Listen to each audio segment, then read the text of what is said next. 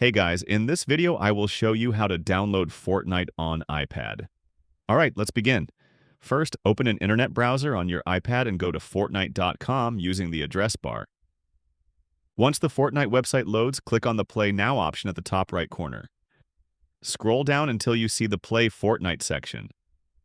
On the right side, you will see different download options. The best method I recommend is using the Xbox Cloud Gaming Service. Click on the Xbox option, and then select Play Now. Next, click on the green button that says Get Ready to Play. A pop-up will appear suggesting adding to the home screen.